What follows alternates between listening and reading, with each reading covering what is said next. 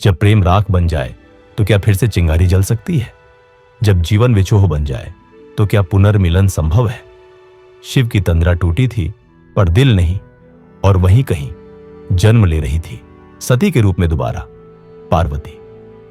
आज हम जानेंगे सती का पुनर्जन्म कैसे हुआ, कैसे पार्वती बनी शिव की शक्ति, और किस प्रकार उन्होंने एक बार फिर प्रेम की परीक्षा पास की। राजूषा एस्ट्रोलॉजी में आपका स्वागत है। चलिए फिर से चलते हैं शिव के प्रेम में। सती के शरीर के विखंडन के बाद शिव ने समाधि ले ली। वो एक बार फिर बन गए थे, विरक्त, निर्लिप्त और मौन।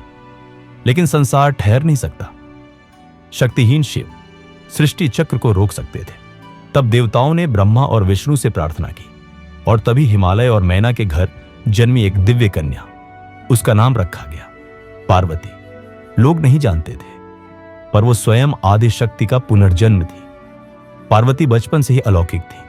जब भी शिव का नाम आता, उनकी आंखों में चमक आ जाती। एक दिन उन्होंने कैलाश की ओर देखा और कहा, मैं उन्हें जानती हूं, उन्हें पहचानती हूं, और एक दिन मैं ही उन्हें पुनः जीवन में लाऊंगी। पिता हिमवान हंसे, मां मैना घबरा गई। वह तो तपस्वी हैं, भस्मधारी हैं, तुम्हारे योग्य नहीं। लेकिन पार्वती मुस्कुराई, मैं शक्ति हूं, और शक्ति शिव से विलग नहीं रह सकती। पार्वती ने अपने सारे ऐश्वर्य त्याग दिए और वन में तपस्या के लिए निकल पड़ी। उन्होंने वर्षों तक सूखी पत्तियों पर जीवन बिताया।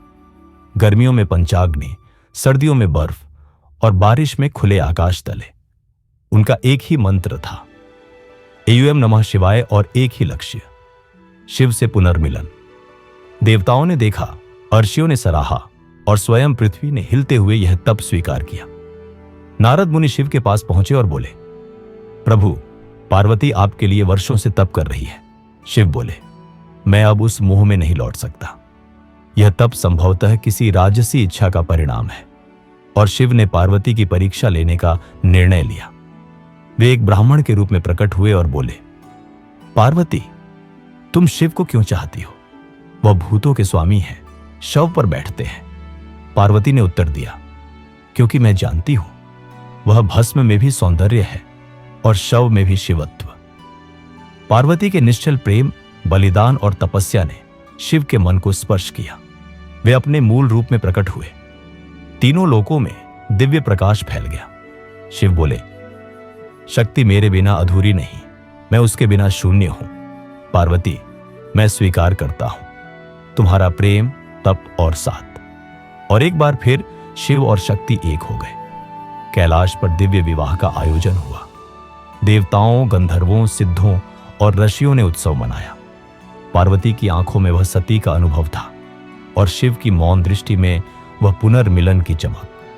यह विवाह केवल दो आत्माओं का नहीं, बल्कि सृष्टि के संतुलन का मिलन था। प्रेम कभी नष्ट नहीं होता। वह तब बनता है, विरह बनता है, और फिर पुनर्जन्म लेकर मिलन बन जाता है। यही है शिव और पार्वती की कथा, जहां सती की राख से जन्मी पार्वती और प्रेम की राख से जागे शिव। अगली कड़ी में जानिए कार्तिकेय का जन्म और ताड़कासुर का वध। राजूषा एस्ट्रोलॉजी को सब्सक्राइब करें, लाइक करें, और इस श्रृंखला को अपने प्रियजनों के साथ साझा करें। हर हर महादेव।